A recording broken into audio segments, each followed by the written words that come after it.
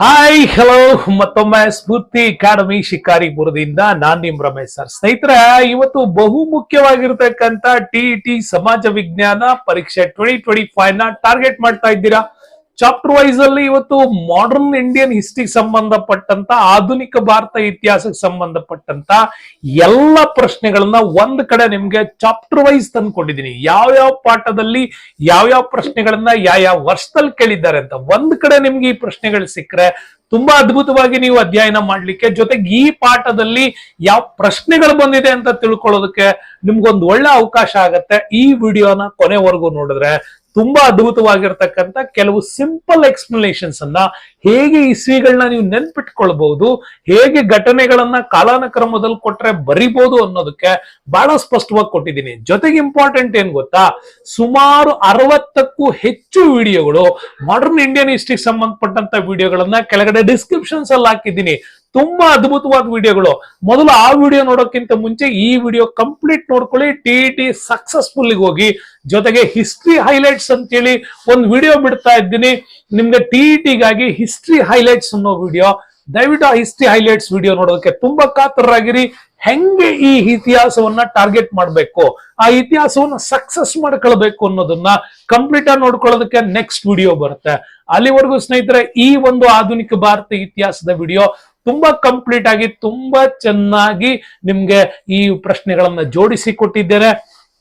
ಅದರಲ್ಲಿ ಕರ್ನಾಟಕ ಯುದ್ಧಗಳ ಬಗ್ಗೆ ಇರ್ಬೋದು, ಆಂಗ್ಲೋ ಮೈಸೂರು ಯುದ್ಧಗಳ ಬಗ್ಗೆ, ಆಂಗ್ಲೋ ಮರಾಠ ಯುದ್ಧಗಳ ಬಗ್ಗೆ, 1857ರ ಕ್ರಾಂತಿ, ಭಾರತದಲ್ಲಿ ಸ್ವತಂತ್ರ ಚಳುವಳಿ, ಗಾಂಧಿ ಯುಗ, ಇದೆಲ್ಲದರ ಬಗ್ಗೆ ಕೂಡ ಹೇಳ್ಕೊಟ್ಟಿದ್ದೀನಿ. ತುಂಬಾ ಅದ್ಭುತವಾದ ವಿಡಿಯೋಗಳನ್ನು ಹೇಳ್ಕೊಡೋದು ಅಂದ್ರೆ ಅದು ಈ ನಮ್ಮ ಸ್ಫೂರ್ತಿ ಅಕಾಡೆಮಿ. ಅದರಲ್ಲೂ ಕಾಣ್ತಾ ಇರೋ QR ಕೋಡ್ ನ ಮಾತ್ರ ಮರಿಬೇಡಿ. QR ಕೋಡ್ ಬಂದ ತಕ್ಷಣ ಮನಸ್ಸು ಸಣ್ಣಕ್ಕಾಗಬಾರ್ದು, ಬಹಳ ವಿಶಾಲವಾಗಿ ಈ ಚಾನಲ್ಗೆ ಒಂದಿಷ್ಟು ನಾವು ಹೆಲ್ಪ್ ಮಾಡಿದ್ರೆ ಇವ್ರನ್ನ ಮುಂದಿನ ಜನರೇಷನ್ಗೂ ಕೂಡ ತುಂಬಾ ಹೆಲ್ಪ್ ಆಗುವಷ್ಟು ಅದ್ಭುತವಾದ ವಿಡಿಯೋಗಳನ್ನ ಮಾಡ್ತಾರೆ. ಆ ಒಂದು ಸಕ್ಸಸ್ ಅಲ್ಲಿ ನಮ್ದು ಕೂಡ ಕಾಣಿಕೆ ಇರಲಿ ಅನ್ನೋ ಮನೋಭಾವ ಬರುತ್ತೆ.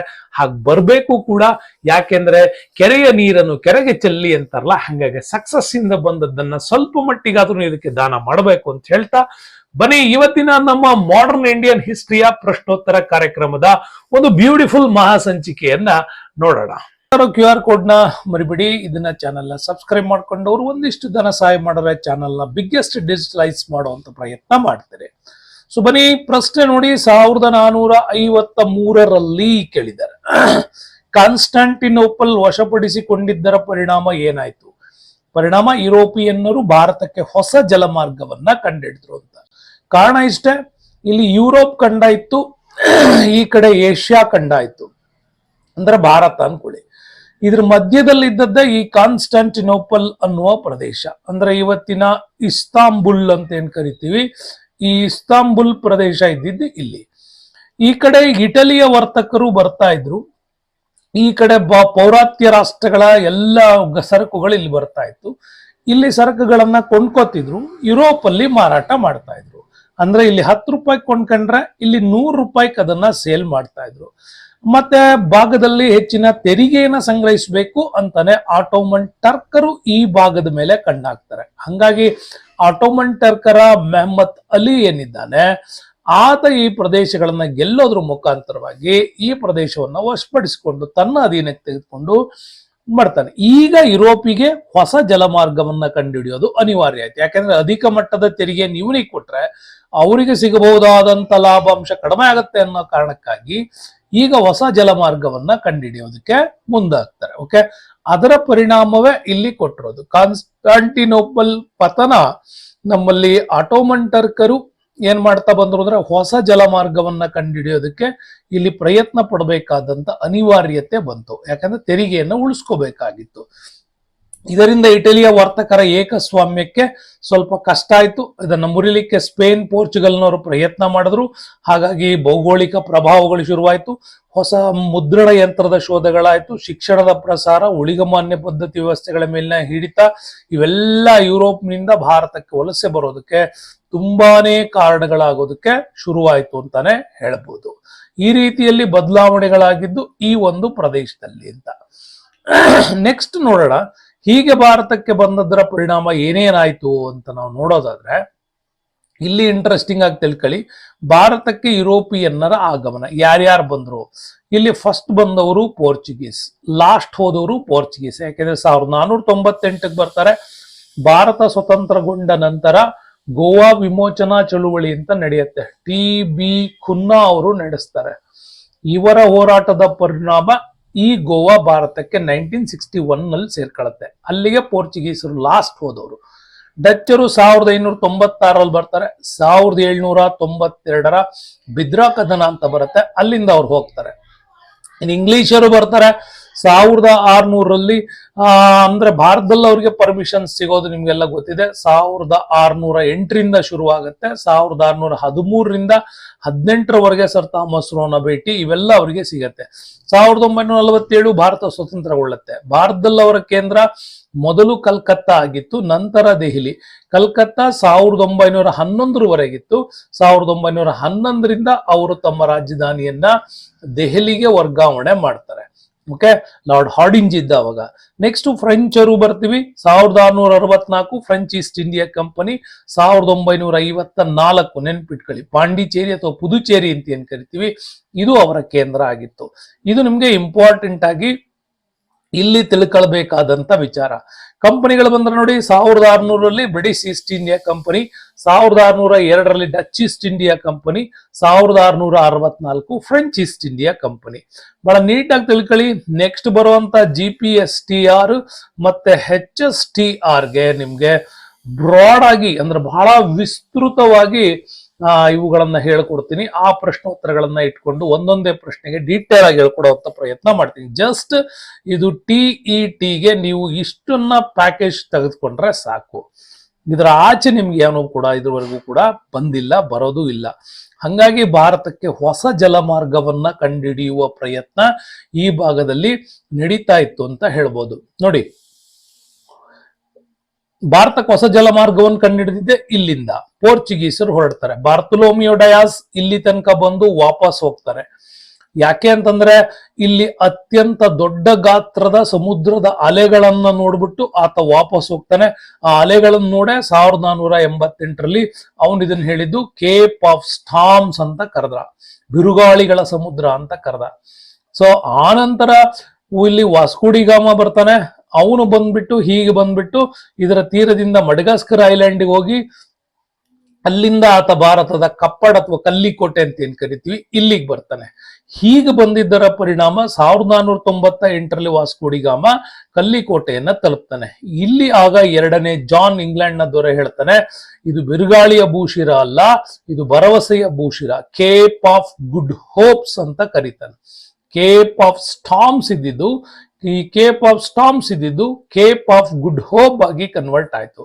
ಅಲ್ಲಿಂದ 1492ರಲ್ಲಿ ಭಾರತವನ್ನು ಕಂಡುಹಿಡಿಬೇಕು ಅಂತ ಬಾರ್ತೊಲೋಮಿಯೋ ವಾಸ್ಕೋಡಿಗಾಮನ್ಗಿಂತ ಮುಂಚೆ ಹೊರಟವನು. ಆದ್ರೆ ಬೈ ಚಾನ್ಸ್ ಅವನು ಹೋಗಿದ್ದು ವಾಸ್ಕೋಡಿಗಾಮ ಈ ಭಾಗಕ್ಕೆ, ಬಹಮಾಸ್ ಐಲ್ಯಾಂಡ್ಸ್ ನ ಭಾಗಕ್ಕೆ ಹೋಗ್ತಾನೆ.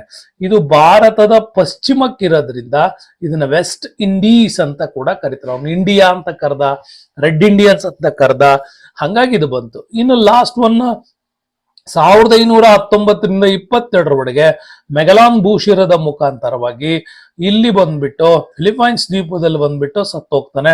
ಮುಂದೆ ಈಗ ಆಫ್ರಿಕಾದ ತುದಿಯನ್ನು ಹಿಡ್ಕೊಂಡು ಯುರೋಪ್ಗೆ ವಾಪಸ್ ಹೋಗ್ತಾನೆ. ಇದು ಮೆಗಲಾನ್ನ ಭೂ ಪ್ರದಕ್ಷಿಣೆ ಅಂತ ಕೂಡ ಕರಿತೀವಿ. ಓಕೆ, 1522ನಲ್ಲಿ ಮೇ ಫ್ಲವರ್ಸ್ ಇಂದ ಆತ ಹೊರಟಂತ ಹಡಗು ಈ ರೀತಿಯಲ್ಲಿ ಬಂತು. ಹಂಗಾಗಿ ಬಹಳ ಡೀಟೇಲ್ ಆಗಿ ನಿಮ್ಗೆ HSTR ಅಲ್ಲಿ ಇದನ್ನ ಹೇಳ್ಕೊಡ್ತೀನಿ. ಓಕೆ, ಯಾವುದೇ ರೀತಿಯಾದಂತ ದೊಡ್ಡ ಮಟ್ಟದ ನೀವು ಇನ್ವೆಸ್ಟ್ಮೆಂಟ್ ಮಾಡಬೇಕಾಗಿಲ್ಲ.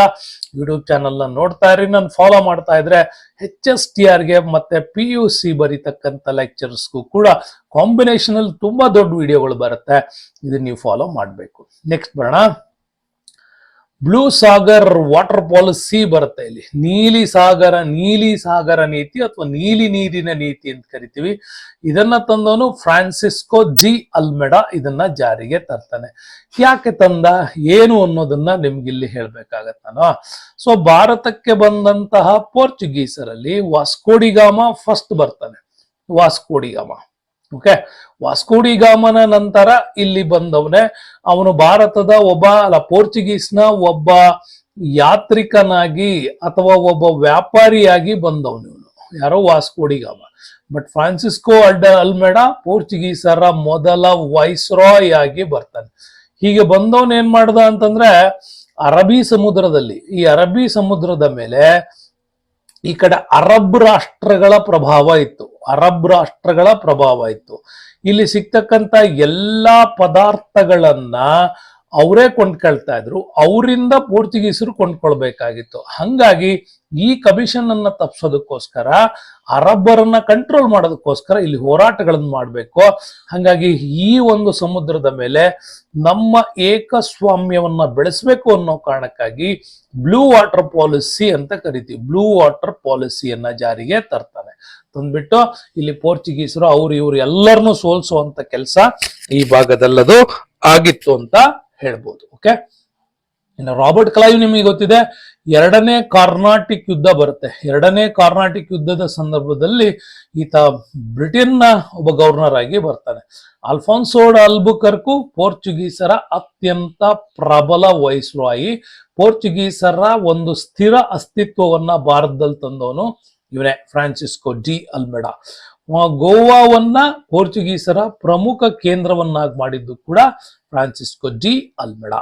ಇದಿಷ್ಟು ನಿಮ್ಗೆ ನೆನಪಿಲ್ಲಿ. ಅದಾದ್ಮೇಲೆ ಟಾಪಿಕ್ಸ್ ಅಲ್ಲಿ ಇಂಪಾರ್ಟೆಂಟ್ ಆಗಿ ಬರುತ್ತೆ ನಿಮ್ಗೆ ಯಾವುದು, ಕಾರ್ನಾಟಿಕ್ ವಾರ್ಸ್ ಬಗ್ಗೆ ಬರುತ್ತೆ. ಇದನ್ನ ಕ್ಲೀನ್ ಆಗಿ ತಿಳ್ಕೋಬೇಕು ನೀವು.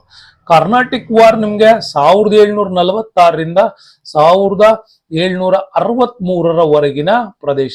ಏನು ಕಾರ್ನಾಟಿಕ್ ಅಂತಂದ್ರೆ ಈ ಕಡೆ ಒಡಿಸ್ಸಾ, ಆಂಧ್ರ ಹಾಗೂ ತಮಿಳುನಾಡಿನ ಇದಿಷ್ಟು ಕರಾವಳಿ ತೀರಗಳು, ಮತ್ತೆ ಇದಿಷ್ಟು ತೀರಗಳನ್ನ ಕೋರಮಂಡಲ ಅಂತ ಕರೀತಾ ಇದ್ರು. ಇದಿಷ್ಟು ಭಾಗ ಆಂಧ್ರದ ಬಾರ್ಡರ್, ತಮಿಳುನಾಡು ಮತ್ತೆ ಹಿನ್ನೀರಿನ ಪ್ರದೇಶ ನೋಡಿ.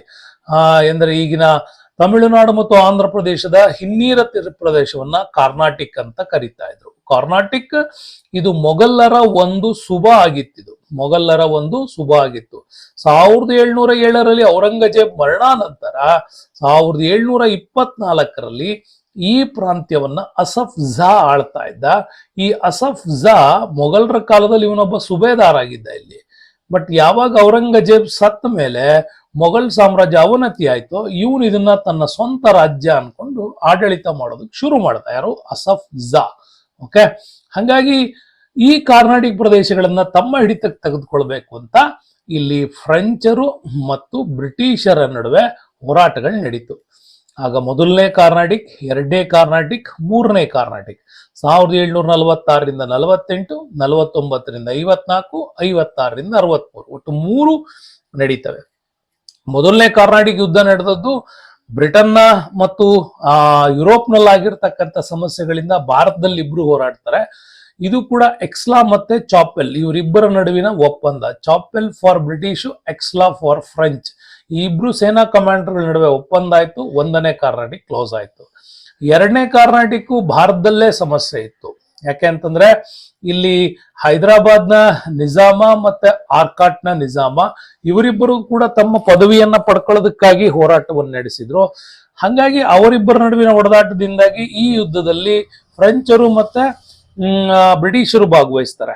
ಹಾಗಾಗಿ ಒಂದ್ ಕಡೆ ರಾಬರ್ಟ್ ಕ್ಲೈವ್ ಬರ್ತಾನೆ, ಇನ್ನೊಂದ್ ಕಡೆ ಡೂಪ್ಲೆ ಬರ್ತಾನೆ. ಸೊ ಹಾಗಾಗಿ ಸ್ಟ್ರಾಂಗೆಸ್ಟ್ ಆಗಿ ಹೋರಾಟ ನಡೀತು. ಕೊನೆಗೆ ಪಾಂಡಿಚೇರಿ ಒಪ್ಪಂದದಿಂದ ಎರಡನೇ ಕಾರ್ನಾಟಿಕ್ ಮುಗ್ದಿತ್ತು. ಮೂರನೇ ಕಾರ್ನಾಟಿಕ್ ಕೂಡ ಅಷ್ಟೇ. ಯುರೋಪ್ನ ಸಪ್ತವಾರ್ಷಿಕ ಯುದ್ಧಗಳ ಪರಿಣಾಮ ಇಡೀ ವರ್ಲ್ಡ್ ಅಲ್ಲಿ ಜಗಳ ಆಡ್ತಾರೆ, ಭಾರತದಲ್ಲೂ ಜಗಳ ಆಯ್ತು. ಪ್ಯಾರಿಸ್ ಒಪ್ಪಂದ ಆಗೋದ್ರ ಮೂಲಕ ಮೂರನೇ ಕಾರ್ನಾಟಿಕ್ ಕ್ಲೋಸ್ ಆಯ್ತು. ಸೊ ಹಾಗಾಗಿ ನೀವು ಈ ವಿಚಾರಗಳನ್ನು ತೆಗೆದುಕೊಳ್ಳುವಾಗ ಇಂಟ್ರೆಸ್ಟಿಂಗ್ ಆಗಿ ಈ ಮ್ಯಾಟರ್ಗಳು ನಿಮ್ಗೆ ತಲೆನಲ್ಲಿ ಇರಬೇಕು. ಹಾಗಾಗಿ ವೆರಿ ಇಂಪಾರ್ಟೆಂಟ್ ಸ್ನೇಹಿತರೆ, ಇವುಗಳನ್ನೆಲ್ಲ ನೀವು ಕಾರ್ನಾಟಿಕ್ ವಾರ್ಸ್ಗಳು ಬಂದಾಗ ಇನ್ ಡೀಟೇಲ್ ಆಗಿ ನಿಮ್ಗೆ ಹೇಳ್ತೀನಿ.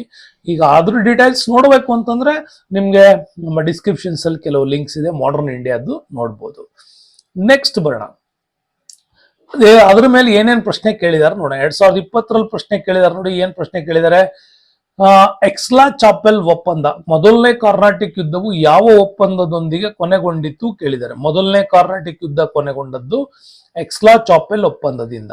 ಪಾಂಡಿಚೇರಿ ಇದು ಎರಡನೇ ಕಾರ್ನಾಟಿಕ್ಕಿಗೆ, ಪ್ಯಾರಿಸ್ ಒಪ್ಪಂದ ಮೂರನೇ ಕಾರ್ನಾಟಿಕ್ಕಿಗೆ, ಮದ್ರಾಸ್ ಒಪ್ಪಂದ ಮೊದಲ ಆಂಗ್ಲೋ ಮೈಸೂರು ಯುದ್ಧಕ್ಕೆ ಕೊನೆಗೊಂಡದ್ದು. ಓಕೆ ನೋಡಿ, ಸೇಮ್ ಕ್ವಶನ್ಸ್ ಇದರ ಮೇಲೆ ಮತ್ತೇನ್ ಕೇಳ್ತಾರೆ ಅಂತ ನೋಡ್ಬೋದು. ನೆಕ್ಸ್ಟ್ ಬರೋಣ. ಮೂರನೇ ಕಾರ್ನಾಟಿಕ್ ಯುದ್ಧದಲ್ಲಿ ಫ್ರೆಂಚರು ಸೋಲನ್ನೊಪ್ಪದಿದ್ದರೆ ಏನಾಗ್ತಿತ್ತು, ಸೋಲೇ ಆಗದಿದ್ರೆ ಫ್ರೆಂಚರಿಗೆ ಏನಾಗ್ತಿತ್ತು ಅಂತ ಕೇಳಿದ್ದಾರೆ. ಭಾರತದಲ್ಲಿ ಬ್ರಿಟಿಷರು ಸೋತು ಹೋಗ್ತಿದ್ರು, ಆಗ ಫ್ರೆಂಚರ ಸಾಮ್ರಾಜ್ಯ ಸ್ಥಾಪನೆ ಆಗ್ತಿತ್ತು. ಇಂಗ್ಲಿಷ್ ಅಷ್ಟು ಪ್ರಭಾವ ಬೀರಿದೆಯಲ್ಲ, ಇಲ್ಲಿ ಫ್ರೆಂಚ್ ಭಾಷೆ ಭಾರತೀಯರ ಸಂಪರ್ಕ ಭಾಷೆ ಆಗ್ತಾ ಇತ್ತು. ಇದೆರಡು ಕರೆಕ್ಟ್. ಬಟ್ ಬಿ ಯಾಕೆ ತಪ್ಪು ಅಂದ್ರೆ, ಫ್ರೆಂಚ್ ಮತ್ತು ಇಂಗ್ಲಿಷ್ ನಡುವೆ ಸ್ನೇಹ ಬಾಂಧವ್ಯ ಏರ್ಪಡುತ್ತಿತ್ತು ಇಲ್ಲ, ಯುದ್ಧನೇ ಮಾಡಿದ್ದಾರೆ ಅಂದ್ಮೇಲೆ ಸ್ನೇಹ ಬಾಂಧವ್ಯ ಬರ್ತಿರ್ಲಿಲ್ಲ. ಭಾರತದಲ್ಲಿ ಕೈಗಾರಿಕಾ ಕ್ರಾಂತಿ ಆಗ್ತಿತ್ತು, ಇದು ಬ್ರಿಟಿಷರಿಂದ ಕೈಗಾರಿಕಾ ಕ್ರಾಂತಿ ಆಗಿದೆ.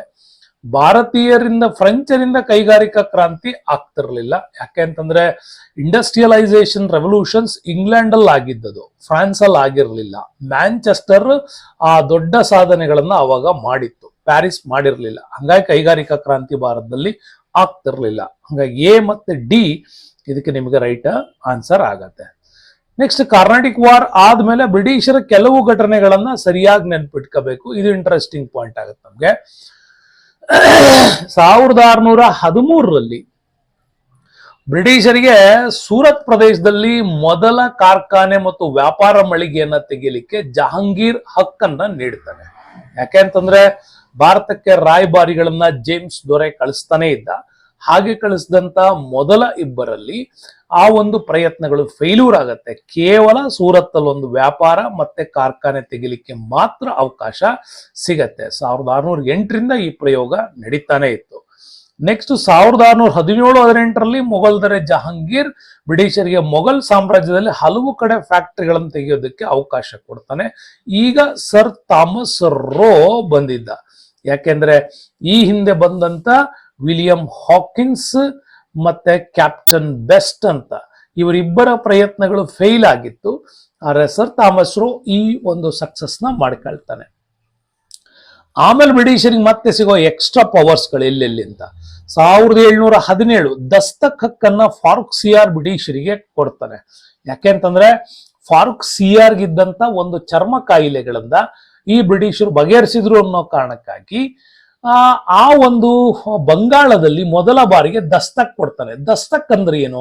ಮುಕ್ತ ವ್ಯಾಪಾರ ನೀತಿ. ಮುಕ್ತ ವ್ಯಾಪಾರ ನೀತಿ, ಯಾವುದೇ ರೀತಿಯಲ್ಲೂ ಕೂಡ ತೆರಿಗೆಯನ್ನು ಕಟ್ಟದೆ ವ್ಯಾಪಾರ ಮಾಡೋದಕ್ಕೊಂದು ಅವಕಾಶ, ಅದನ್ನ ದಸ್ತಕ್ ಅಂತ ಕರೀತಾರೆ, ನೆನ್ಪಿಟ್ಕೊಳ್ಳಿ.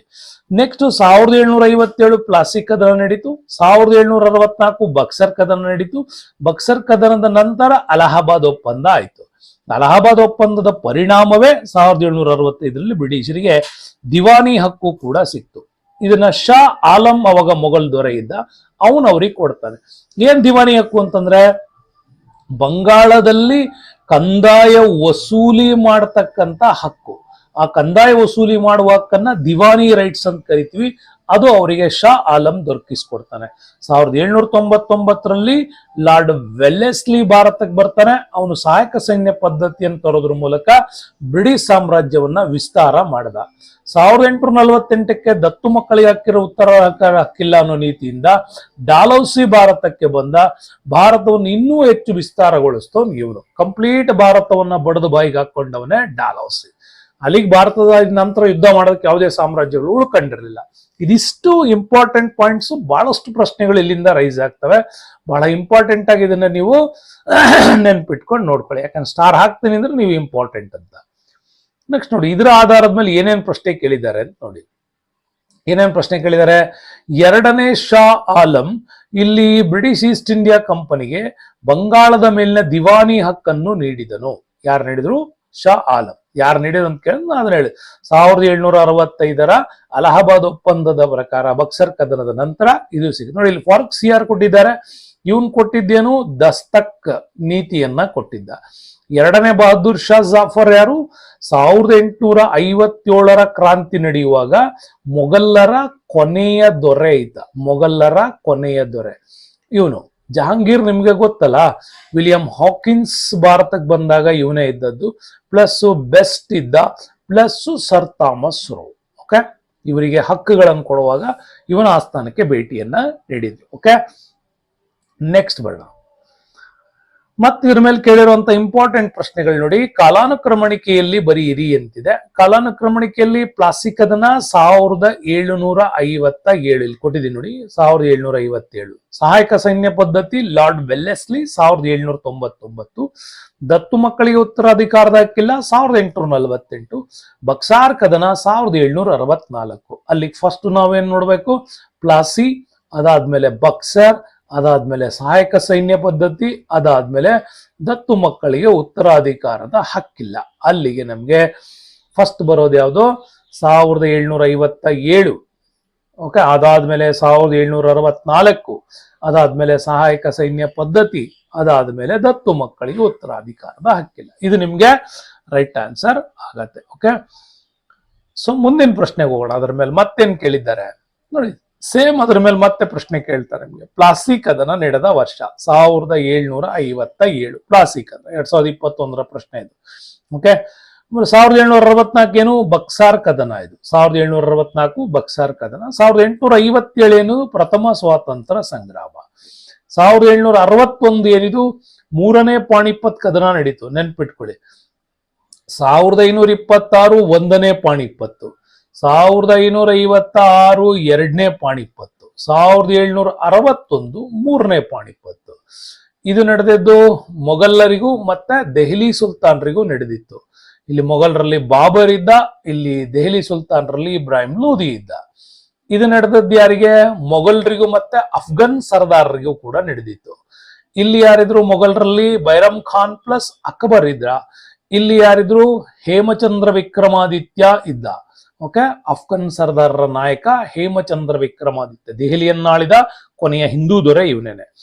ಇಲ್ಲಿ ಯಾರೇ ನಡೆದಿದೆ, ಇದು ಮರಾಠರಿಗೂ ಮತ್ತೆ ಅಫ್ಘನ್ರಿಗೂ ಕೂಡ ನಡೆದಿದೆ. ಮರಾಠರಿಗೆ ಮತ್ತೆ ಅಫ್ಘನ್ರಿಗೆ. ಇಲ್ಲಿ ಸದಾಶಿವರಾವ್ ಇದ್ದ. ಓಕೆ, ಆ ಸಂದರ್ಭದಲ್ಲಿ ಮಾಧವರಾವ್ ಕೂಡ, ಯಾರು, ಬಾಲಾಜಿ ಬಾಜಿರಾವ್ ಕೂಡ ಇದ್ದ. ಈ ಕಡೆ ಅಫ್ಘನ್ರಲ್ಲಿ ಅಫ್ಘನ್ ಸರ್ದಾರರು ಕೂಡ ಇದ್ರು. ಸೊ ಹಂಗಾಗಿ ಮೂರನೇ ಪಾಣಿಪತ್ ಕದನ ನಡೀತು. ಇದು ಕೂಡ ನಿಮ್ಗೆ ಇಂಪಾರ್ಟೆಂಟ್ ಆಗಿ ತಿಳ್ಕೋಬೇಕು. ನೆಕ್ಸ್ಟ್ ಬರೋಣ.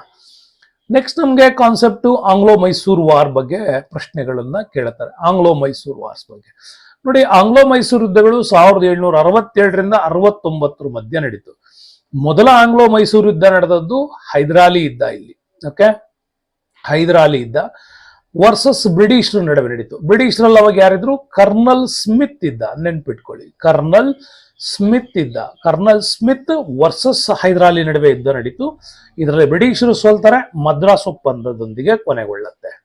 ಇನ್ನು ಎರಡನೇ ಆಂಗ್ಲೋ ಮೈಸೂರು ಯುದ್ಧ ನಡೆಯುವಾಗ ಇಲ್ಲಿ ಹೈದರಾಲಿ ಪ್ಲಸ್ ಟಿಪ್ಪು ಸುಲ್ತಾನ್ ಇದ್ದ.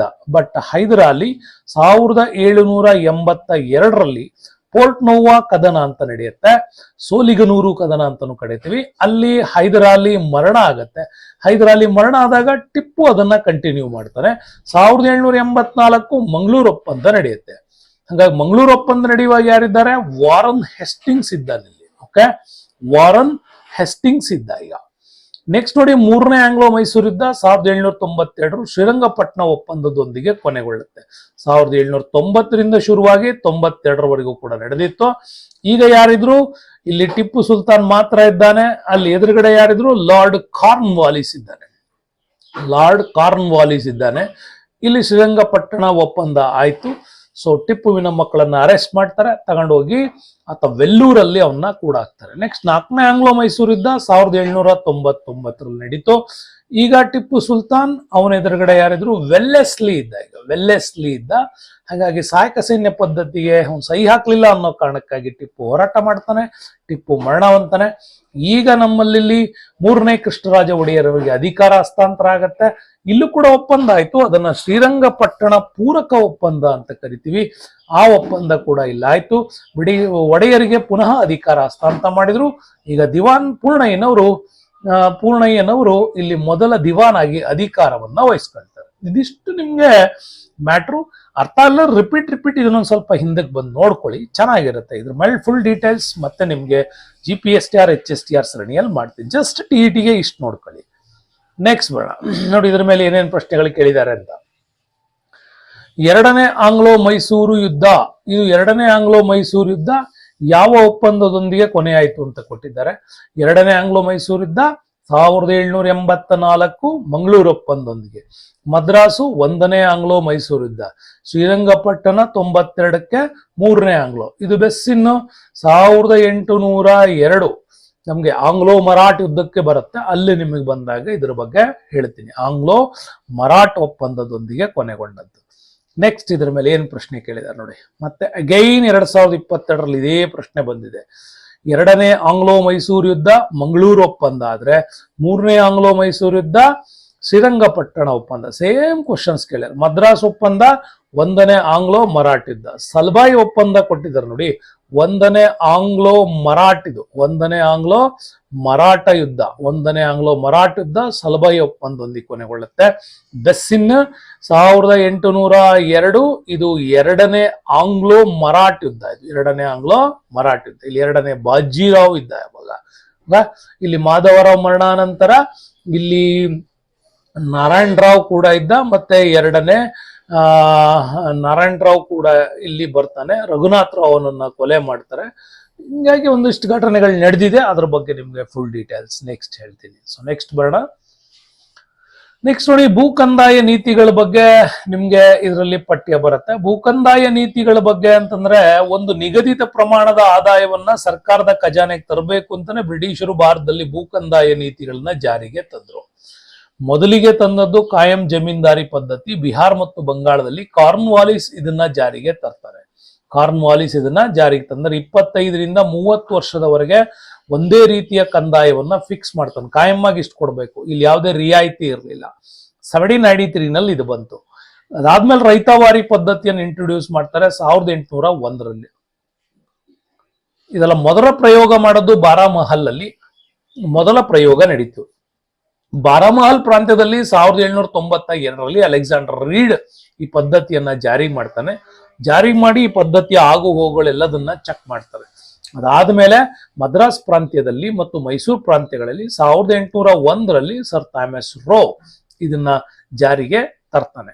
ಹಂಗಾಗಿ ರೈತವಾರಿ ಪದ್ಧತಿ ಮೊದಲು ಬಾರಾಮಹಲ್ ಪ್ರಾಂತ್ಯದಲ್ಲಿ ತಂದವನು ಅಲೆಕ್ಸಾಂಡರ್ ರೀಡ್, ಆಮೇಲೆ ಮದ್ರಾಸ್ ಪ್ರಾಂತ್ಯದಲ್ಲಿ ಜಾರಿಗೆ ತಂದವನು ಥಾಮಸ್ ಮನ್ರೋ. ಇದರಿಂದ ಏನಾಯ್ತು, 50% ತೆರಿಗೆಯನ್ನ ವಿಧಿಸಲಾಗಿತ್ತು. ರೈತರು ನೇರವಾಗಿ ಸರ್ಕಾರಕ್ಕೆ ಕಟ್ತಾ ಇದ್ರು. ಮಧ್ಯವರ್ತಿಗಳ ಹಾವಳಿ ಇಲ್ಲಿ ತಪ್ಪಿತ್ತು. ಆದ್ರೂ ಕಂದಾಯ ತುಂಬಾ ದುಬಾರಿ ಇದು. ನೆಕ್ಸ್ಟ್ ಮಹಲ್ವಾರಿ ಪದ್ಧತಿ 1833ರಲ್ಲಿ ಲಾರ್ಡ್ ಮೆಕೆನ್ಝೆ ಬರ್ತಾನೆ. ಮೆಕೆನ್ಝೆಯ ಪ್ರಯೋಗ ಅಂತ ಕರಿತೀವಿ ಇದನ್ನ, ಮೆಕೆನ್ಝೆ ಪ್ರಯೋಗ. ಈ ಪದ್ಧತಿಯನ್ನ RM ಬರ್ಡ್ ಮತ್ತೆ ಜೇಮ್ಸ್ ಥಾಮ್ಸನ್ ಅವರು ಉತ್ತರ ಪ್ರದೇಶ, ಮಧ್ಯಪ್ರದೇಶ, ಪಂಜಾಬ್, ದೆಹಲಿ ಪ್ರಾಂತ್ಯಗಳಲ್ಲಿ ಅಂದ್ರೆ ಈಸ್ಟರ್ನ್ ಸ್ಟೇಟ್ಸ್ ಆಫ್ ಇಂಡಿಯಾ ಅಂತ ಕರಿತೀವಿ, ಈ ಭಾಗದಲ್ಲಿ ಈ ಮಹಲ್ವಾರಿ ಪದ್ಧತಿಯನ್ನ ಜಾರಿಗೆ ತರ್ತಾರೆ. ಓಕೆ, ಮೆಕೆನ್ಝೆ ಪಾಲಿಸಿ ಅಂತಾನೂ ಕೂಡ ಇದಕ್ಕೆ ಇನ್ನೊಂದು ಹೆಸರಲ್ಲಿ ಕರೀತಾರೆ. ಇದ್ರಲ್ಲಿ ಫುಲ್ ಡೀಟೇಲ್ಸ್ ನೆಕ್ಸ್ಟ್ ಕೊಡ್ತೀನಿ. ಜಸ್ಟ್ GPS ಇದಕ್ಕೆ TETಗೆ ಇಷ್ಟು ಕರೆಕ್ಟ್ ಆಗಿ ನೋಡ್ಕೊಳ್ಳಿ. ನೆಕ್ಸ್ಟ್ ಬರೋಣ, ಇದ್ರ ಮೇಲೆ ಏನೇನು ಪ್ರಶ್ನೆ ಕೇಳಿದ್ದಾರೆ ಅಂತ ನೋಡಿ. ಇದ್ರ ಮೇಲೆ ಕೇಳಬಹುದಾದಂತ ಇಂಟ್ರೆಸ್ಟಿಂಗ್ ಕ್ವಶನ್ಸ್ಗಳಿವು. ಭೂಕಂದಾಯ, ಬ್ರಿಟಿಷರ ಭೂಕಂದಾಯ ನೀತಿಗಳಿಂದ ಭಾರತದ ರೈತರು ಸಾಲದಲ್ಲೇ ಹುಟ್ಟಿ, ಸಾಲದಲ್ಲೇ ಬದುಕಿ, ಸಾಲದಲ್ಲೇ ಸತ್ತರು. ಇದನ್ನ ಹೇಳಿದವನು ಯಾರು? ಚಾರ್ಲ್ಸ್ ಮೆಟ್ಕಾಫ್ ಕೂಡ ಹೇಳ್ತಾನೆ. So grant Jonathan Duncan educations department ನವರು ಇವರು. ಲಾರ್ಡ್ ಕಾರ್ನ್ವಾಲಿಸ್ ಇಲ್ಲಿ ಗವರ್ನರ್ ಜನರಲ್ ಆಗಿ ಅಧಿಕಾರ ಮಾಡುವ. ಹಾಗಾಗಿ 7ನೇ ತರಗತಿ ಪುಸ್ತಕ ಇಂಪಾರ್ಟೆಂಟ್ ಆಗಿ ಇದನ್ನು ಹೇಳುತ್ತೆ. ಚಾರ್ಲ್ಸ್ ಮೆಟ್ಕಾಫ್ ಬ್ರಿಟಿಷ್ ಭೂಕಂದಾಯ ನೀತಿಗಳಿಂದ ಭಾರತದಲ್ಲಿ ರೈತರು ಸಾಲದಲ್ಲೇ ಹುಟ್ಟಿ, ಸಾಲದಲ್ಲೇ ಬದುಕಿ, ಸಾಲದಲ್ಲೇ ಸತ್ತೋದ್ರು ಅಂತ ಹೇಳ್ತಾನೆ. ಹಂಗಾಗಿ ಅವತ್ತಿಂದ ಬೇಸಾಯ, ನೀಸಾಯ, ನಾಸಾಯ, ಮನಮಂದಿ ಎಲ್ಲ ಸಾಯ ಅನ್ನೋದು ಹುಟ್ಕೊಳ್ತು. ಅಲೆಕ್ಸಾಂಡರ್ ರೀಡ್ ಜಾರಿಗೆ ತಂದ ಕಂದಾಯ ಪದ್ಧತಿ ಅಂತ ಕೇಳಿ ನೋಡಿ. ಅಲೆಕ್ಸಾಂಡರ್ ರೀಡ್ ರೈತವಾರಿ ಪದ್ಧತಿಯನ್ನ ಬಾರಾಮಹಲ್ ಅಲ್ಲಿ ಮೊದಲ ಪ್ರಯೋಗವನ್ನ ಮಾಡ್ತಾನೆ. ಆಮೇಲೆ 1801ರಲ್ಲಿ ನಮ್ಗೆ ಮನ್ರೋ ಮದ್ರಾಸಲ್ಲಿ ಇದನ್ನ ಟ್ರಾನ್ಸ್ಫರ್ ಮಾಡ್ತಾನೆ. ಕಾಯಂ ಜಮೀನ್ದಾರಿ ಲಾರ್ಡ್ ಕಾರ್ನ್ವಾಲಿಸ್. ದಿವಾನಿ ಹಕ್ಕು ಪದ್ಧತಿ ಅಂತ ಬರುತ್ತೆ ನೋಡಿ. ಹೌದಾ, ದಿವಾನಿ ಹಕ್ಕು ಪದ್ಧತಿ 1765 ಬ್ರಿಟಿಷರಿಗೆ ಬಂಗಾಳದಲ್ಲಿ ಕಂದಾಯ ವಸೂಲಿ ಮಾಡೋದಕ್ಕೆ ಕೊಟ್ಟಂತ ಹಕ್ಕು. ಕೊಟ್ಟವನು 2ನೇ ಶಾ ಆಲಂ. ಬಕ್ಸರ್ ಕದನದ ನಂತರ. ಮಹಲ್ವಾರಿ ಗೊತ್ತಿದೆಯಲ್ಲ, R Mackenzie policy, RM Bird, J Thomson's ಇಂದ ಬಂದಂತ. ನೆಕ್ಸ್ಟ್ ಬರೋಣ. ಅಗೈನ್ ಇದು ಪ್ರಶ್ನೆ ಬಂದಿ ನೋಡಿ. ರೈತವಾರಿ ಪದ್ಧತಿಯನ್ನ ಬಾರಾಮಹಲ್ ಪ್ರಾಂತ್ಯದಲ್ಲಿ ಮೊದಲಿಗೆ ಜಾರಿಗೆಗೊಳಿಸ್ತವನು ಅಲೆಕ್ಸಾಂಡರ್ ರೀಡ್, ನೆನಪಿಟ್ಕೊಳ್ಳಿ. ಓಕೆ, ನೆಕ್ಸ್ಟ್ 2015ರಲ್ಲಿ ಮತ್ತೆ 1857ರ ದಂಗೆ ಬಗ್ಗೆ ಪ್ರಶ್ನೆಗಳು. ಸ್ವಾತಂತ್ರ್ಯ ಸಂಗ್ರಾಮದ ವಿಫಲತೆಗೆ ಈ ಕೆಳಗಿನ ಯಾವ ಘಟನೆ ಕಾರಣವಲ್ಲ? ಇಂಪಾರ್ಟೆಂಟ್, ಇದನ್ನ ನೋಡ್ಕೊಳ್ಳಿ. ದಂಗಕ್ಕೆವರಲ್ಲಿ ಸಾಮಾನ್ಯ ಉದ್ದೇಶ ಇರಲಿಲ್ಲ. ಸಾಮಾನ್ಯ ಉದ್ದೇಶ ಇರಲಿಲ್ಲ. ಬ್ರಿಟಿಷರು ಜಾರಿಗೆ ತಂದ ದ್ವಿಸರ್ಕಾರ ಪದ್ಧತಿ. ಸುಸಜ್ಜಿತ ಸೇನೆ, ಇತರೆ ಸಂಪನ್ಮೂಲಗಳು ಬ್ರಿಟಿಷರಿಗೆ ಸಂಗ್ರಾಮ ಹತ್ತಿಕ್ಕಲು ಸಹಕರಿಸಿದವು. ರೈಟ್. ಭಾರತದ ಅರಸರುಗಳು ಒಗ್ಗೂಡಿ ದಂಗೆ ಚಾಲನೆ ಮಾಡಲಿಲ್ಲ. ರೈಟ್. ಅಲ್ಲಿಗೆ 3, 4 ರೈಟ್. 1, 2ರಲ್ಲಿ ನೋಡಿ, ದಂಗೆಕೋರರಲ್ಲಿ ಸಾಮಾನ್ಯ ಉದ್ದೇಶ ಇರಲಿಲ್ಲ ಅಂದ್ರೆ ಒಂದೇ ನೀತಿಗೆ ಇವರು ಹೋರಾಟ ಮಾಡಲಿಲ್ಲ, ಅಂದ್ರೆ ಒಗ್ಗಟ್ಟಿರ್ಲಿಲ್ಲ. ಇದು ಕೂಡ ರೈಟ್. ಅಲ್ಲಿಗೆ ಬ್ರಿಟಿಷರು ಜಾರಿಗೆ ತಂದ ದ್ವಿಸರ್ಕಾರ ಪದ್ಧತಿಗೂ ದಂಗೆಗೂ ಇದು ಕಾರಣ ಅಲ್ಲವೇ ಅಲ್ಲ.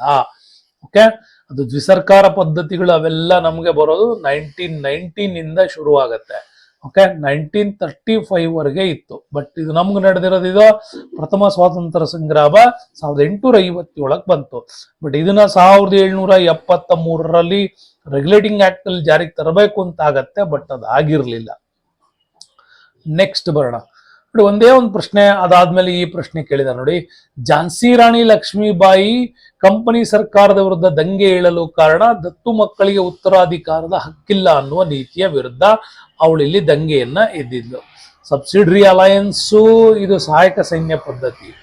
ಇಂಗ್ಲಿಷ್ ಶಿಕ್ಷಣ ನೀತಿ ಇದು ಬೇರೆ. ವರ್ಣಭೇದ ನೀತಿ ಇದು ಕೂಡ ಬೇರೆ ಬೇರೆ. ಸೊ ಹಂಗಾಗಿ ಬಹದ್ದೂರ್ ಶಾ ಜಾಫರ್ ಆ ಕಾಲಕ್ಕಿದ್ದಂಥವನು.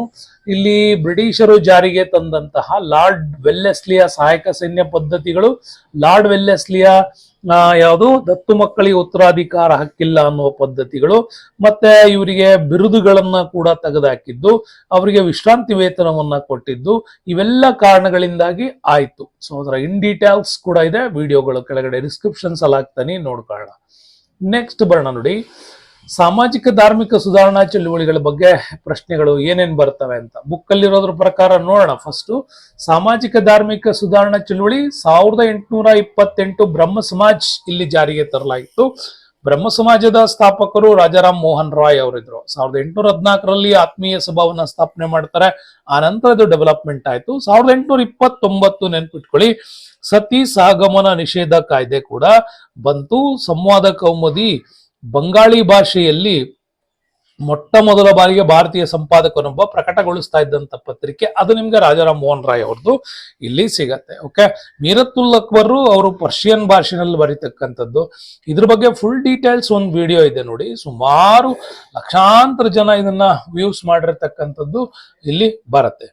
ನೆಕ್ಸ್ಟ್ ಯಂಗ್ ಬೆಂಗಾಲ್ ಮೂವ್ಮೆಂಟ್ ಬರುತ್ತೆ. 1826ರಿಂದ 32 ಮಧ್ಯೆ ಯಂಗ್ ಬೆಂಗಾಲ್ ಮೂವ್ಮೆಂಟ್. ವಿವಿಯನ್ ಡಿಸಾರಿಯೋ ಇದನ್ನ ತರ್ತಾನೆ, ಒಬ್ಬ ಪೋರ್ಚುಗೀಸ್ ವ್ಯಕ್ತಿ, ಭಾರತೀಯ ವಿಚಾರಗಳಿಗೆ ತುಂಬಾನೇ ಗ್ರ್ಯಾಂಡ್ ಆಗಿದ್ದು. ನೆಕ್ಸ್ಟ್ 1867 ಪ್ರಾರ್ಥನೆ ಸಮಾಜ, ಆತ್ಮರಾಮ್ ಪಾಂಡುರಂಗ ಅವರು, ಮಹಾರಾಷ್ಟ್ರದ ಪುಣೆ. 1873 ಸತ್ಯಶೋಧಕ ಸಮಾಜ್, ಜ್ಯೋತಿಬಾ ಫುಲೆ. ಫುಲೆ ಗೊತ್ತಲ್ಲ, ಇವರು ಆಸ್ಥಾನದಲ್ಲಿ ಹೂವನ್ನ ಸಪ್ಲೈ ಮಾಡ್ತಿದ್ದ ಮಂತನ, ಹಂಗಾಗಿ ಹೂವಿನ ಹಾರಗಳನ್ನು ಕೊಡ್ತಾ ಇದ್ರಿಂದ ಇವರಿಗೆ ಫುಲೆ ಅನ್ನೋ ಹೆಸರು ಬಂದಿತ್ತು. ಜ್ಯೋತಿಬಾ ಫುಲೆ ಸತ್ಯಶೋಧಕ ಸಮಾಜ್. 1875 ಆರ್ಯ ಸಮಾಜ್, ದಯಾನಂದ್ ಸರಸ್ವತಿ ಅವರು ಜಾರಿಗೆ ತರ್ತಾರೆ. ಇವ್ರದ್ದು ಪುಸ್ತಕ ಕೂಡ ನೆನ್ಪಿಟ್ಕೊಳ್ಳಿ, ಸತ್ಯಾರ್ಥ ಪ್ರಕಾಶ. ಸತ್ಯಾರ್ಥ ಪ್ರಕಾಶ ಇವರು ಗುಜರಾತಿ ಭಾಷೆನಲ್ಲಿ ಬರೀತಾ ಇದ್ದಂತಹ ಪತ್ರಿಕೆ. ಅಲ್ಲ, ಇವರು ಗುಜರಾತಿಯವರಾಗಿದ್ರು ಕೂಡ ಹಿಂದಿ ಭಾಷೆಯಲ್ಲಿ ಬರೆದಂತ ಸತ್ಯಾರ್ಥ ಪ್ರಕಾಶ ಪುಸ್ತಕ ತುಂಬಾ ಇಂಪಾರ್ಟೆಂಟ್ ಆಗಿತ್ತು. ನೆಕ್ಸ್ಟ್ ಥಿಯೋಸಾಫಿಕಲ್ ಮೂವ್ಮೆಂಟ್ 1875 ಅಮೆರಿಕದಲ್ಲಿ ಸ್ಥಾಪನೆ ಮಾಡಿದ್ದು ಮೇಡಮ್ ಬ್ಲಾವೆಟ್ಸ್ಕಿ, ಕರ್ನಲ್ ಆಲ್ಕಾಟ್. ಇದನ್ನ ಭಾರತಕ್ಕೆ ಪರಿಚಯಿಸಿದವರು ಅನಿ ಬೆಸೆಂಟ್ ರವರು. ಇದನ್ನ ದಿವ್ಯ ಜ್ಞಾನ ಸಭೆ ಅಂತ ಕರಿತೀವಿ, ದಿವ್ಯ ಜ್ಞಾನ ಸಭೆ ಅಂತ, ಅಥವಾ ಬ್ರಹ್ಮ ಸಭೆ ಅಂತಲೂ ಕೂಡ ಕರೀತಾರೆ. ಸೊ ಇವೆಲ್ಲ ಇಲ್ಲಿ 1875ಕ್ಕೆ ನಮ್ಮಲ್ಲಿ ಬಂದಂಥದ್ದು. ಅದಾದ್ಮೇಲೆ 1897 ರಾಮಕೃಷ್ಣ ಮಿಷನ್ ತಮ್ಮ ಗುರುಗಳ ಆಶಯಗಳನ್ನ ಈಡೇರಿಸೋದಕ್ಕೋಸ್ಕರ ಸ್ವಾಮಿ ವಿವೇಕಾನಂದ ಇದನ್ನ ಸ್ಥಾಪನೆ ಮಾಡ್ತಾರೆ. 1893 ಚಿಕಾಗೋ ಸಮ್ಮೇಳನಕ್ಕೆ ಸ್ವಾಮಿ ವಿವೇಕಾನಂದರು ಪಾರ್ಟಿಸಿಪೇಟ್ ಮಾಡ್ತಾರೆ. ಆವಾಗ ಕರ್ನಾಟಕದ 10ನೇ ಚಾಮರಾಜ ಒಡೆಯರ ಆಸ್ಥಾನಕ್ಕೆ ಬಂದಾಗ ಇವರು ಇದನ್ನ ಸಹಾಯ ಮಾಡಿದ್ರು. ಹಾಗಾಗಿ ಬಾಲ್ ಗಂಗಾಧರ್ ತಿಲಕ್ ಕೂಡ ಹೇಳ್ತಾರೆ, ಭಾರತದ ರಾಷ್ಟ್ರೀಯತೆಯ ನಿಜವಾದ ಪಿತಾಮಹ ಅಂತ ಹೇಳಿ ಅವರಿಗೆ ಸ್ಟೇಟ್ಮೆಂಟ್ ಕೊಟ್ಟಿದ್ದು ball Gangadhar Tilak. Next Aligarh movement ಬರುತ್ತೆ. ಸರ್ ಸೈಯದ್ ಅಹಮದ್ ಖಾನ್ ಕೂಡ ಸೈನ್ಸ್ ಕ್ಲಬ್, ಟ್ರಾನ್ಸ್ಲೇಷನ್ಸ್ ಕ್ಲಬ್ಗಳ ಮುಖಾಂತರ ಭಾರತದಲ್ಲಿ ದೊಡ್ಡ ಪರ್ಯಾಯ ವ್ಯವಸ್ಥೆಗಳನ್ನು ಜಾರಿಗೆ ತರೋದಕ್ಕೆ ಪ್ರಯತ್ನ ಮಾಡಿದವರು. ಆ ಹಂತದಲ್ಲಿ ಬಹಳ ಇಂಪಾರ್ಟೆಂಟ್ ಆಗಿದ್ದು ಸರ್ ಸೈಯದ್ ಅಹಮದ್ ಖಾನ್ ಅವ್ರದ್ದು ಇದನ್ನ ಜಾರಿಗೆ ತರ್ತಾರೆ. ನೆಕ್ಸ್ಟ್ 1903 ಶ್ರೀ ನಾರಾಯಣ ಧರ್ಮ ಪರಿಪಾಲನಾ ಯೋಗಂ, ಶ್ರೀ ನಾರಾಯಣ್ ಗುರು ಕೇರಳದಲ್ಲಿ ಇದನ್ನ ಮಾಡ್ತಾರೆ. ಸೊ ಹಂಗಾಗಿ ಸಾವಿತ್ರಿಬಾಯಿ ಪುಲೆ ಇವರು ಕೂಡ ಅಷ್ಟೇ ತಮ್ಮ ಯಜಮಾನನ ಜೊತೆಗೆ ಭಾರತದ ಮೊಟ್ಟ ಮೊದಲ ಮಹಿಳಾ ಶಿಕ್ಷಕಿ ಅಂತ ಕೂಡ ಇವ್ರನ್ನ ಕರಿತೀವಿ. ತಾರಾಬಾಯಿ ಶಿಂದೆ ಸ್ತ್ರೀ ಪುರುಷ ತುಲನಾ ಅನ್ನುವ ಪತ್ರಿಕೆ ಬರೀತಾರೆ. ಪಂಡಿತ್ ರಮಾಬಾಯಿ ಕೂಡ ಅಷ್ಟೇ ಸಾಮಾಜಿಕ ಹೋರಾಟಗಾರದಲ್ಲಿ ಇವ್ರದ್ದು ತುಂಬಾನೇ ಹೆಸರಿದೆ. ಇಷ್ಟು ನಿಮ್ಗೆ ಇಂಪಾರ್ಟೆಂಟ್ ಆಗಿ ಇದ್ರ ಮೇಲೆ ಪ್ರಶ್ನೆಗಳು ಏನೇನ್ ಕೇಳಿದ್ದಾರೆ ನೋಡೋಣ. ಓಕೆ, ಇಷ್ಟೇ ಹೈಲೈಟ್ಸ್ ಗಳ ಮೇಲೆ ಏನೇನ್ ಪ್ರಶ್ನೆಗಳು ಬರುತ್ತೆ ಅನ್ನೋದನ್ನ ನೀವು ಇಂಪಾರ್ಟೆಂಟ್ ಆಗಿ ನೋಡಿ. ಭಾರತದ ಪುನರುಜ್ಜೀವನದ ಪಿತಾಮಹ ರಾಜಾರಾಮ್ ಮೋಹನ್ ರಾಯ್. ಯಾಕೆಂದ್ರೆ ರವೀಂದ್ರನಾಥ್ ಟ್ಯಾಗೋರ್ ಅವರು ಇದನ್ನ ಈ ರೀತಿ ಕರೀತಾರೆ, ಪಿತಾಮಹ ಅಂತ. ಇವರಿಗೆ ರಾಜ ಅನ್ನೋದು ಬಿರುದಿದು. ಯಾಕೆ ಬಿರುದು? 1829ರಲ್ಲಿ ಇಂಗ್ಲೆಂಡ್ಗೆ ಹೋಗಿ ಆಗ ಇದ್ದಂತಹ ಎರಡನೇ ಅಕ್ಬರ್, ನಮ್ಮಲ್ಲಿದ್ದ ಎರಡನೇ ಅಕ್ಬರ್ ಅಂತ ಕರಿತೀವಿ, ಆ ರಾಜನಿಗೆ ಬರಬೇಕಾದಂತಹ ಪಿಂಚಣಿಯನ್ನ ಇವರು ಅಲ್ಲಿ ಹೋರಾಟ ಮಾಡಿ ಅದನ್ನ ದೊರಕಿಸಿ ಕೊಡ್ತಾರೆ. ಹಾಗೆ ಅವರಿಗೆ ಬರಬೇಕಾದಂತ ಪಿಂಚಣಿ ದೊರಕಿಸಿದ್ರಿಂದನೇ ಎರಡನೇ ಅಕ್ಬರ್ ಇವನಿಗೆ ರಾಜ ಅನ್ನುವ ಬಿರುದನ್ನ ಕೊಟ್ಟಿದ್ರು. ಅಲ್ಲಿಂದ ರಾಮ್ ಮೋಹನ್ ರಾಯ್, ರಾಜಾರಾಮ್ ಮೋಹನ್ ರಾಯ್ ಅನ್ನುವ ಹೆಸರು ಬಂತು. ಇವರಿಗೆ ಈ ರೀತಿ ಕರೆದವರು, ಪುನರುಜ್ಜೀವನ ಪಿತಾಮಹ ಅಂತ ಕರೆದವ್ರು ಯಾರು ಅಂತ ಕೇಳಿದ್ರೆ ರವೀಂದ್ರನಾಥ್ ಟ್ಯಾಗೋರ್. ಯಾರು? ರಾಜಾರಾಮ್ ಮೋಹನ್ ರಾಯ್. ನೋಡಿ, ಸೇಮ್ ಇದ್ರ ಮೇಲೆ ಪ್ರಶ್ನೆಗಳು ತುಂಬಾನೇ ಬಂದಿದ್ದಾವೆ. ನೆಕ್ಸ್ಟ್ ಕ್ವಶನ್ಸ್ ಕೇಳಿದಾರೆ ನೋಡಿ. ರಾಜಾರಾಮ್ ಮೋಹನ್ ರಾಯ್ ನಿಮಗೆ ಗೊತ್ತಿರೋ ಹಾಗೆ ಭಾರತದ ನವೋದಯದ ಪಿತಾಮಹ ಅಂತ ಕೂಡ ಕರಿತೀವಿ.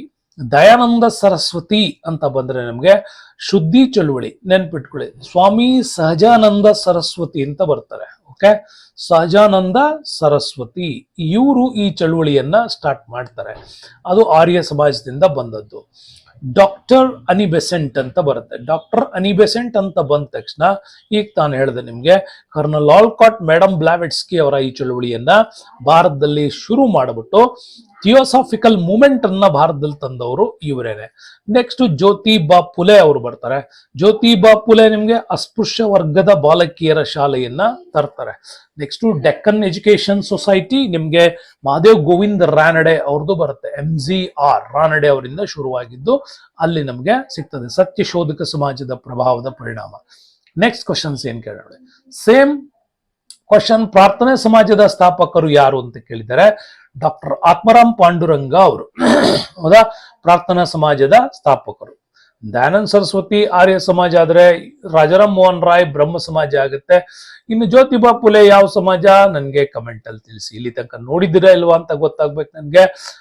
ಅದಕ್ಕೆ ಕಮೆಂಟ್ ಅಲ್ಲಿ ತಿಳಿಸಿ. ನೆಕ್ಸ್ಟ್ ಬಿಟ್ರೆ 2020ರಿಂದ ನೋಡೋದಾದ್ರೆ ನಮ್ಗೆ ಭಾರತದ ಫ್ರೀಡಮ್ ಮೂವ್ಮೆಂಟ್ ಬಗ್ಗೆ ಪ್ರಶ್ನೆ ಕೇಳಿದ್ದಾರೆ. ಮಂದಗಾಮಿ ನಾಯಕರ ಸರಿಯಾದ ಕ್ರಮವನ್ನ ತಿಳಿಸಿ ಅಂತ. ಓಕೆ, 1885ರಿಂದ 1905ರ ಪಿರಿಯಡ್ ಏನಿದೆ, ಮಂದಗಾಮಿಗಳ ಪಿರಿಯಡ್. ಅದರಲ್ಲಿ ಮಹಾದೇವ್ ಗೋವಿಂದ ರಾನಡೆ ಅವರು, ಸುರೇಂದ್ರನಾಥ್ ಬ್ಯಾನರ್ಜಿ ಅವರು, ಗೋಪಾಲಕೃಷ್ಣ ಗೋಖಲೆ ಅವರು, ದಾದಾಬಾಯಿ ನವರೋಜಿ, ಇದು ಮಂದಗಾಮಿಗಳ ಲಿಸ್ಟ್ ಆಗಿತ್ತು. ಬಟ್ ಅರವಿಂದ ಘೋಷ 1908ರವರೆಗೂ ಇಲ್ಲಿ ಹೋರಾಟ ಮಾಡ್ತಾ ಇದ್ರು. 11ನ ಒಂದು ಕೇಸ್ನ ನಂತರ ಅವರೊಬ್ಬ ಕ್ರಾಂತಿಕಾರಿಯಾಗಿದ್ದವರು. ಆಮೇಲೆ ಯೋಗ ಗುರುವಾಗಿ ಕನ್ವರ್ಟ್ ಆಗ್ತಾರೆ. ರಾಜ್ಗುರು ಇದ್ದಾರೆ, ಭಗತ್ ಸಿಂಗ್, ಚಂದ್ರಶೇಖರ್ ಆಜಾದ್, ಇವರು ಕ್ರಾಂತಿಕಾರಿಗಳು. ಲಾಲ್ ಬಾಲ್ ಪಾಲ್ ಬರ್ತಾರೆ ನೋಡಿ, ಬಾಲ್ ಗಂಗಾಧರ್ ತಿಲಕ್, ಬಿಪಿನ್ ಚಂದ್ರಪ್ಪ, ಲಾಲಾ ಲಜಪತ್ ರಾಯ್, ಇವ್ರ ಮೂವರು ಯಾರು? ಭಾರತದ ಎಕ್ಸ್ಟ್ರೀಮರ್ಸ್ ಅಂದ್ರೆ ತೀವ್ರಗಾಮಿ ಹೋರಾಟಗಾರರು ಅಂತ ಕರಿತೀವಿ. ಅರವಿಂದ ಘೋಷ್ ಕ್ರಾಂತಿಕಾರಿ ಪ್ಲಸ್ ಸ್ವಾಮಿ. ಅಲ್ಲಿ ಉಳ್ಕೊಂಡಿದ್ ನಿಮಗೆ ಯಾವ್ದೋ ಇದು ಒಂದೇ. ಓಕೆ, ಎರಡನೇದು ನಿಮಗೆ ಆನ್ಸರ್ ಆಗತ್ತೆ. ಸೇಮ್ ಡಿಟೋ ಕ್ವಶನ್ಸ್ ಮತ್ತೆ ಕೇಳಿದಾರೆ ನೋಡಿ. ಭಾರತದಲ್ಲಿ ಸ್ವಾತಂತ್ರ್ಯ ಸಂಗ್ರಾಮದ ಕ್ರಾಂತಿಕಾರಿಗಳ ಸರಿಯಾದ ಗುಂಪನ್ನ ಆರಿಸಿ ಅಂತ. ಸರಿಯಾದ ಗುಂಪು ನೋಡಿಲ್ಲ, ಇವು ಎರಡು ತೆಗೆದು ಬಿಟ್ರೆ ಆಯ್ತು. ಲಾಲಾ ಲಜಪತ್ ರಾಯ್ ಇವರು ತೀವ್ರಗಾಮಿ ನಾಯಕರು, ಲಾಲಾ ಲಜಪತ್ ರಾಯ್. ಬಾಲಗಂಗಾಧರ ತಿಲಕ್ ಇವರು ಕೂಡ ಹೌದು. ಆಮೇಲೆ ಬಿಪಿನ್ ಚಂದ್ರಪ್ಪ, ಲಾಲ್ ಬಾಲ್ ಪಾಲ್. ಓಕೆ, ಲಾಲ್ ಬಾಲ್ ಪಾಲ್ ಇವರು ಮೂವರು ಕೂಡ ತೀವ್ರಗಾಮಿ ನಾಯಕರು. ಅಲ್ಲಿಗೆ ನಿಮ್ಗೆ ಇ ತೆಗಿಬೇಕು, ಬಿ ತೆಗಿಬೇಕು, ಮತ್ತೆ ಎಫ್ ತೆಗಿಬೇಕು. ಹೌದಾ?